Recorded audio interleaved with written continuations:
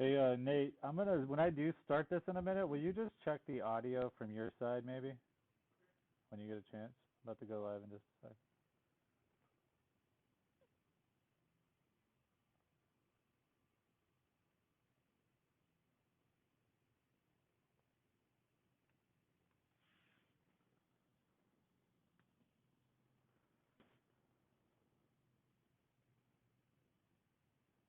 All right, here we are. We are live with our DJI FPV unboxing. Oh my goodness, it's here. It's finally here. Everybody's storming and screaming the internet, talking about all the different things and how this is destroying America and the FPV community and all the other negatives, but also there's so many positives that are going on and being talked about, and I just wanted to do our quick unboxing here at Quad Standard Labs. We are aiming to be not just your professional first-person view headquarters for any and all things that you need in your professional cinematic FPV toolkit, so to speak, but with some of these other crossover tools, because we also help a lot of people that are just trying to get into the hobby and or trying to transition between traditional drones and first-person view drones within their career and within their market. So what we want to do is make sure that we always have those tools available and make those accessible, because at the heart of what Quad Standard Labs is, aside from working within the community and with people in other companies and collaborators, we're all about trying to provide that access point, a one-stop shop, so to speak, that you can get everything you need to get up and get flying and stay flying and do either professional work or, like I said, have some fun, because at the end of the day, it all started with fun, especially for me. And that's why this, to me, is just mind-blowing. I know some people know me from my past as Chef PV. My name's Troy again, just for anybody that doesn't know, as well as the fact that I started as a pure hobbyist. I really saw drones, and more so when I got into first-person view, I saw it as a gateway into so many different things and solutions, and just across so many segments and so many different things, from the mental aspect of mental health and just having something to go do that you enjoy and appreciate and look forward to, all the way through to the applications that we now see today, which at some point we were always either laughed at or told we were crazy, but now we have this company that we actually build these solutions for, and it's crazy to see the culmination of everything that we've been kind of working towards and wanting to be a part of and do come to something like this. And whether you have preconceived ideas or your own views on who DJI is and what DJI represents, then that's fine. We want to cut to the heart of the tool, though, and what the tool is. And the tool provided by DJI and all of the tools that they provide are the best on the planet. I've worked for companies out of China and here that have all aimed and tried to be what DJI is, and unfortunately, you just can't be without being the first to market and the one that builds the technologies. And being that they do that, this is what we have. So what we have, obviously, is an FPV drone. You've seen everybody else's videos flying it and all. But again, talking about the relevance of this tool, I just want to say, opening this up for the first time, it's just, again, it's interesting to see the different perspectives and already what people are wanting to use it as. So with these, we have a couple in stock. Well, they're not in stock. We have a couple we received today that were ordered, when we were given access to have on-hand stock for today. We also have standing orders that are inbound as we speak. I've got an order coming on Thursday that's got, a couple more units, 5, I think.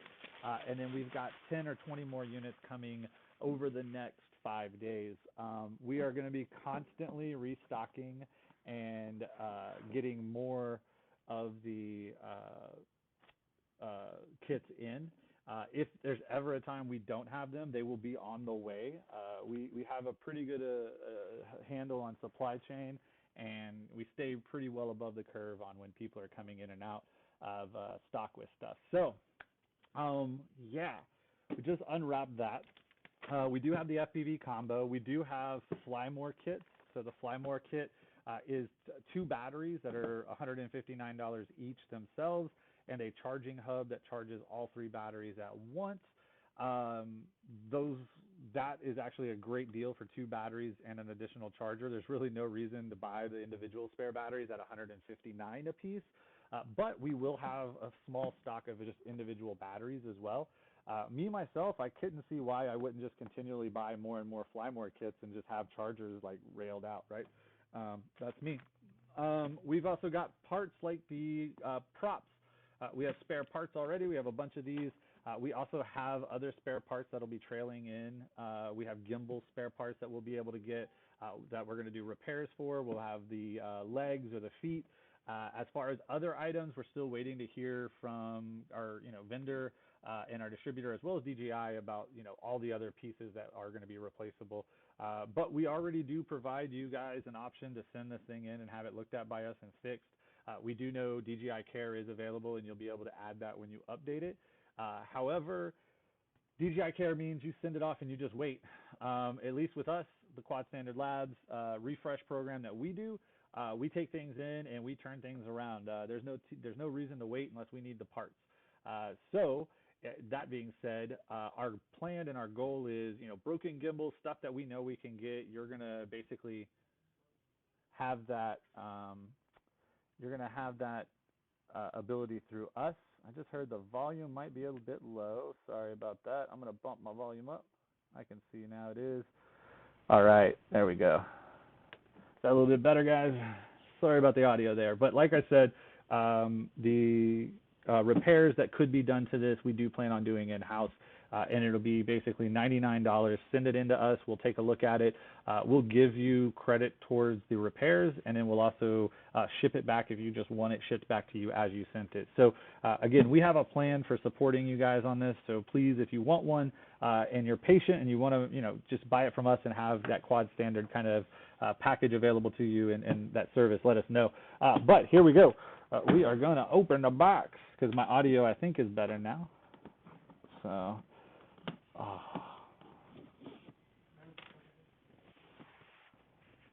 It's backwards? It's upside down. Like, it matters. No, I'm interesting. It's not on my screen. I'm being told that my video is upside down, but it's weird because on my screen it's not. So I will try to keep it the other way for you guys.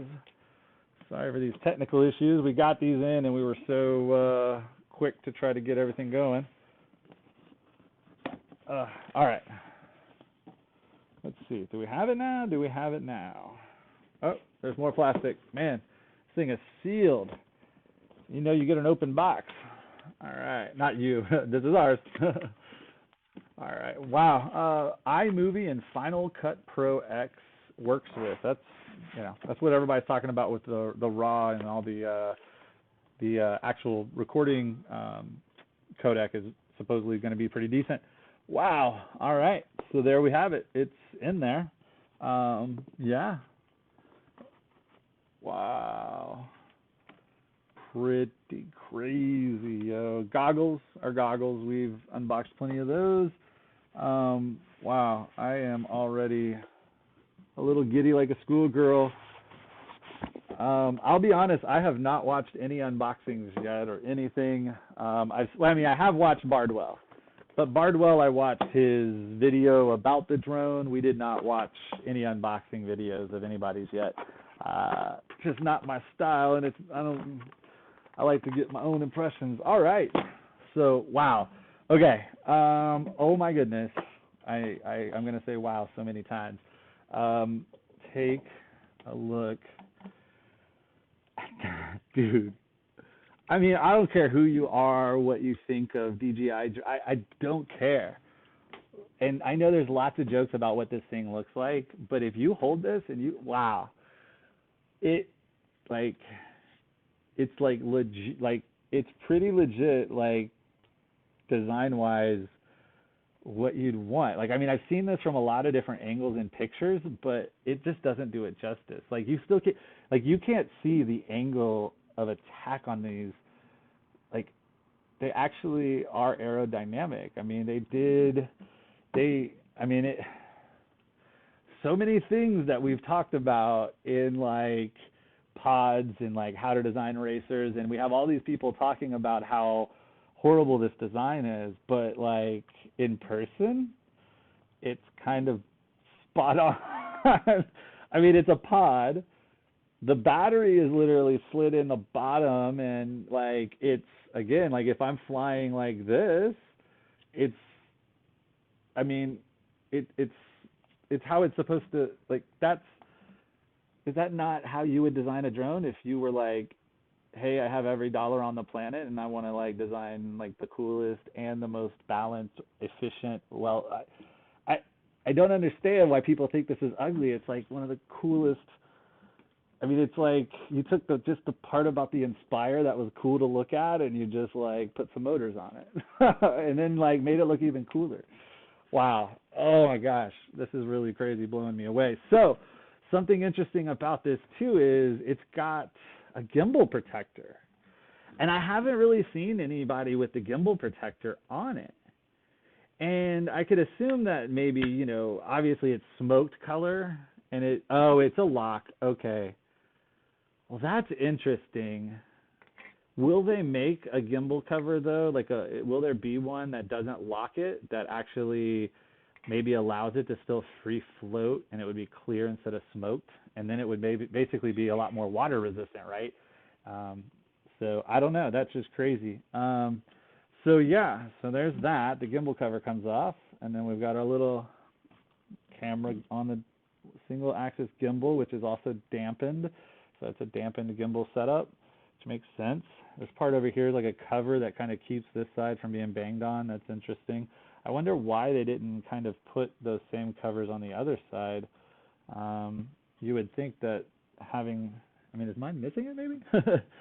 I would think that having it on both sides wouldn't be that big of an issue, but there's some reason why.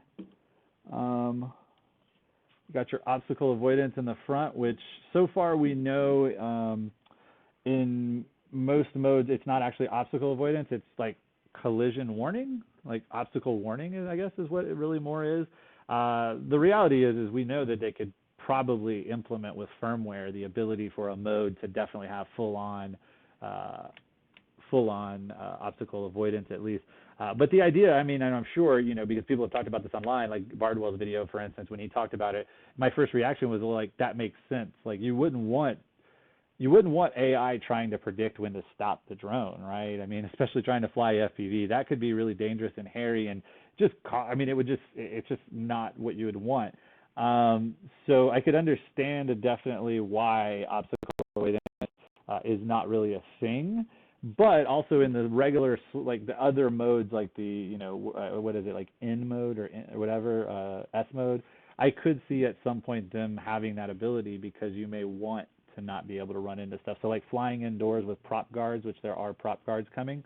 And then obviously on the bottom, we've got, you know, forward or downward facing cameras, optical flow cameras there. It looks like we've also got some LiDAR going on. I'm not sure, like, everything going on right here, but again, like this little module right here looks so crazy, like awesome. Like this little module is a one piece, and it's got the forward facing, downward facing, and the LiDAR and other stuff going on. If we could just take this off and utilize these sensors like on another drone, like let's say like a custom build with like an air unit, well, like, that would be kind of cool. I mean, I don't know. Could we do that? I don't know. I wonder if it's talking Mavlink, or is it, what's it talking? I don't know. It would be really, really interesting to find that out. Besides that, I mean, you know, lights all over this thing. We'll light it up. Let's see if we can go ahead and power this bad boy on. The battery's dead. Aw, we'll have to charge it up. I think the plug, which is something else nobody's really talked about, is super interesting, that it's like XT60 style, but it's not, right? Like it's got two plugs. It's shaped a lot like an XT60, but it's a little bit elongated. It's also got this double snap thing in the middle. And then it's got what appears to be 3 pins. And the question of that is, 3 pins for a balanced charge, I suppose? No. I guess that would maybe be, no, that's probably smart battery sensor, right? So that's probably voltage and like a signal maybe coming out of the onboard sensor that then probably goes into the drone and talks to the FC, so you can get that readout of how much battery is left, I bet. But the plug itself is really interesting that they chose, you know, to kind of go after an XT60 style. Just, I don't know, it gives you kind of that feeling of, hey, it's a legit, you know, thing. So we've got that going on. We could charge the battery, but to charge the battery, we got to open the charger. So we'll get that going. Whoops. We'll definitely get the batteries charging because we're going to go fly this thing in a little while. We're going to do this quick walkthrough of a couple of things and just kind of look at it and then talk about, again, some relevance here. And then we will probably from there be getting out of here to go fly. So I need to find the battery charger cables so we can get into this thing. Aha!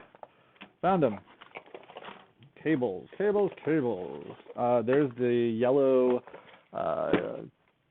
canopy that you can swap out. So I will say it's interesting that it looks like you have to, I think you have to unscrew to get the canopy off, it looks like. It's kind of disappointing that they couldn't somehow make it like pop on and off. I figure some engineering marvels there. They could have maybe done that. Antennas, by the way, we have the True RC new dualities coming for the V2s. If you are using V2s, use the stock antennas for now. And if you're using your V2s with any of your old air units and Vistas, you may want to, while using those units, use the V1 style antennas. And that's because these goggles do have 2.4 and 5.8, and so when it's connected to the drone here, you may need 2.4 and 5.8, so you want the dualities. Whenever you're running your other V1 air units and your Vistas, they're running 5.8, so you're going to be better off with a true 5.8 antenna over there. So that was a little tidbit from Bardwell especially. He had kind of thrown out there. Again, I didn't watch anybody else, but that one just to watch it because I knew he would give some interesting, just straight up perspective on a few things and just tell us how it worked, and it did. All right, we're going to plug this battery in. See over here. All right. Bada bing, bada boom. Battery's charging. All right, all the rest of the stuff in here. So USB cable to your goggle battery. So V2 goggles do not come with an XT60 connector. That is a problem for some folks because they don't like this battery, which I could understand. I don't know how long those batteries last yet. They just, I don't know, people just don't like them. I actually wouldn't mind having a bunch of these if they weren't too expensive. I just don't know how much they even are right now. So that's an interesting thing to think about is the battery charger, or the battery for the goggles now. You'll need some sort of adapter. They do sell XT60 to barrel 2.5, I think, or 3.5. That's what this is, I think. You can get those for about $15 on Amazon. We actually will be making for about $15 also a little adapter box that basically takes USB-C and makes it into an XT60. And that way you could use your cable on these, and you could also take it and plug it into an XT60 if you want. So look for that in the next couple of days. I got to get that listed. We got to build a couple out though first. So we get our battery, we get our cables. Looks like you get some screws, or these are like, oh, those are sticks. Oh, these are sticks for the radio. We haven't even looked at the radio yet, which I'm still just super impressed with this drone, man. I'm just staring at it, and I keep finding myself just looking at different things on it and just being, again, just impressed with the fact that from how far we've come to where we are, that this is a possibility. I mean, it's not a big deal to me that it's a DJI drone and that it's going to be a gateway, and that's awesome. If anything, you know, this is exactly what a lot of people, you know, have needed to just get going into this stuff before they really dive head first in. So something to consider about this radio. We were always under the impression that the center stick is not able to be unlocked, but Bardwell today also confirmed that apparently if we rip off the back just like all of our other DJI radios, there's going to be some screws in there that allow us to unlock the throttle. Now, for someone with the DJI drone, like Bardwell says, probably, I think I would not really go and do the throttle unlock, because all of the functionality of everything outside of manual mode and even in some of the manual mode stuff, you really need the center stick, right? Because it needs that to hover in the position hold. So if you don't have it, you're going to be responsible for making sure that stick gets in the center. And if it's not, even just a little bit, the drone's going to be taking command. So, you know, releasing the center stick doesn't make sense for people with the drone. What it does make sense for is, and what we're waiting to find out is, when we get air unit updates for Vistas and the air unit, will we be able to pair this to the air unit? And I suspect now that we might be able to, and that's going to be pretty awesome. This radio really is a much better radio for form factor and just use case for using the digital system or the regular FPV drone system on your regular FPV drones. So I think a lot of people would be very interested in this radio at like $200 to $250 at least, probably. It could sell for if it were that capable. Fold up. By the way, crazy, I just noticed those sticks were spare sticks. Look at that. These are the sticks that actually go in it. So you take it out and put it in the side of the. Look at that. That's, dude. Talk about design. So they gave you spare thumb sticks is what I just opened. Well, that's awesome. I'm going to leave those somewhere else. Antennas we already know about, and the little tool, it looks like it comes with one little tool for you to open everything up if you need to open it, take that canopy off and swap it out. So that's that. That is our basic kit. Here's, by the way, the radio again, like I mean, I don't know what to say about it. It feels good. I can grab a Tango real quick.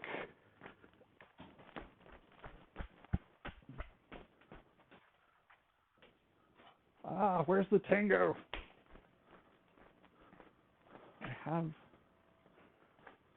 Dang it. Don't know what I did with that Tango radio. Oh, is it over here? No.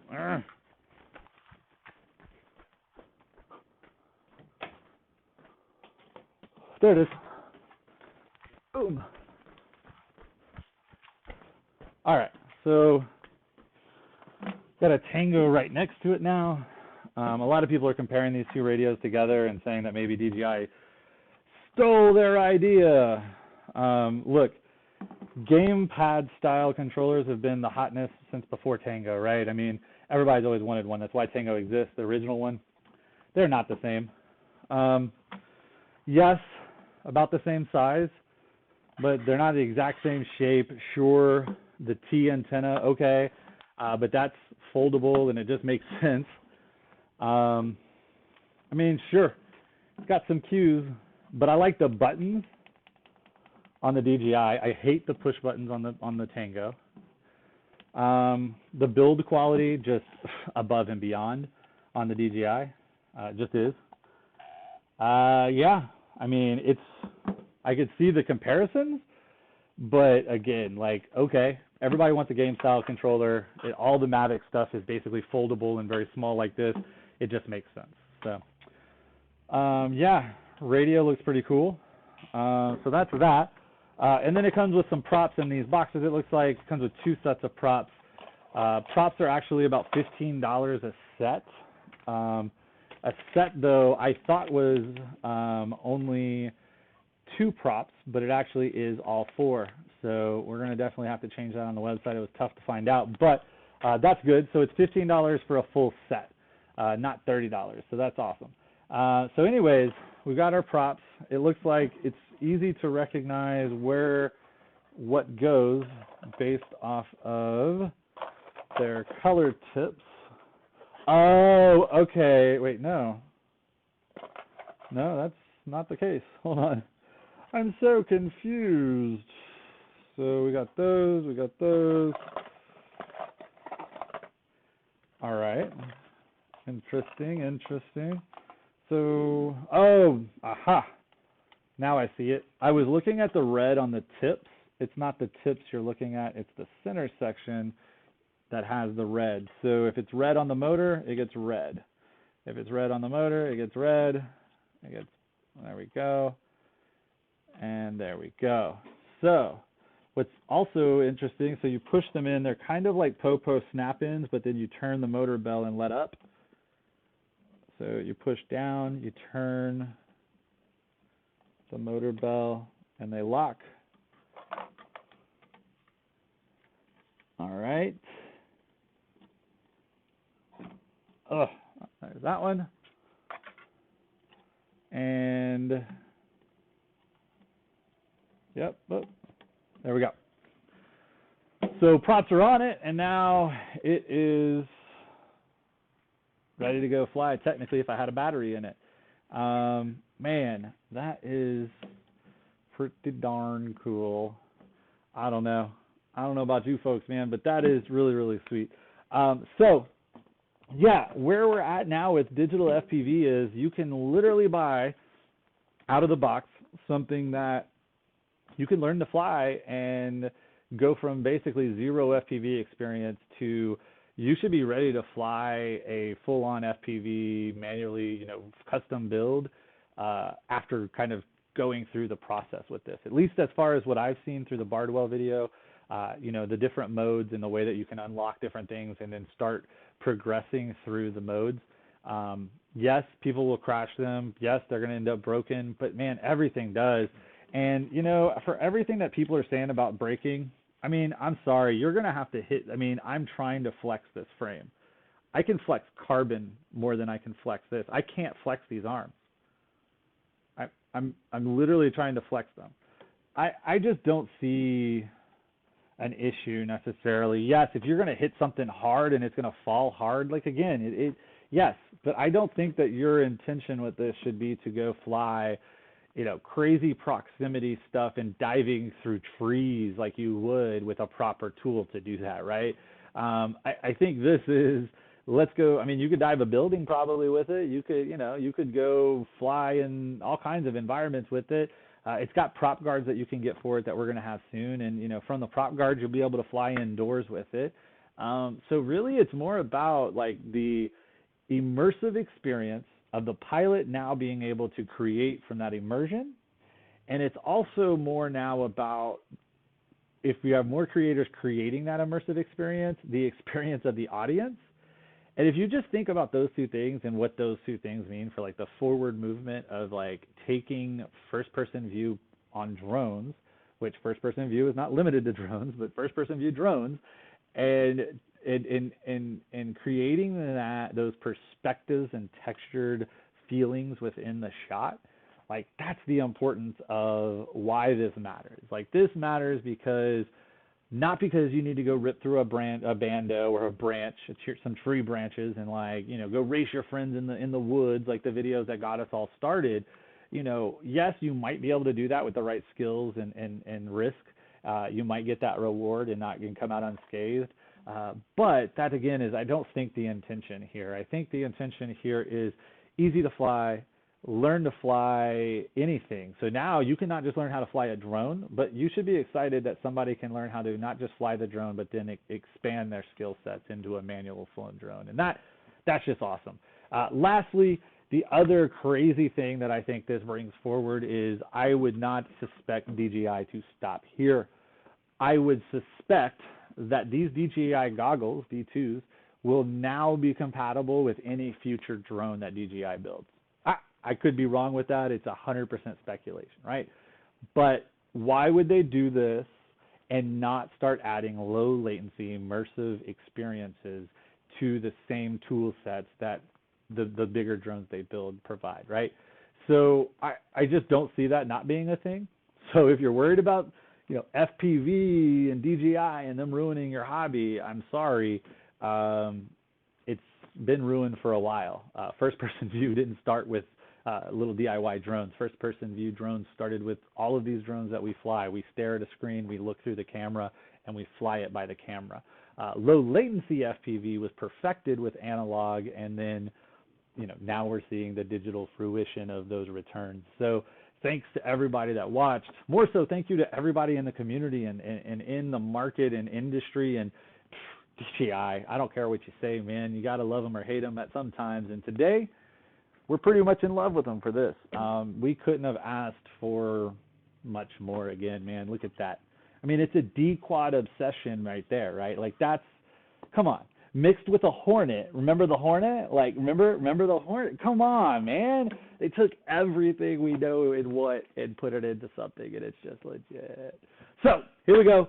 Thank you to everybody for watching. If you want to buy one, yes, you can buy it from us. Like I said, we have stock coming all week long. If you're in Austin, come pick it up from us. Let's check it out. Then buy one if you want. We're charging a battery. I'm going to do some updating on the drone and on the goggles, and I'm also going to do a little bit of research on what we can do as far as verifying that we can connect a bunch of different older air units and stuff. And while stuff's charging, we're going to go fly when it's done. So later this afternoon, look for some more videos. Definitely into tonight, we'll have something as far as a chat about the experience and about what we thought, and then there will definitely be at least a single Chef PV rip video, right? There's got to be. So we'll do that. Again, thanks for watching, folks. Any of the questions and comments we will definitely get to in some future discussions. I have a feeling we're going to be doing some more live streaming from this desk, and that's why it's set up. So again, thanks for watching. Fly safe, fly smart, just fly.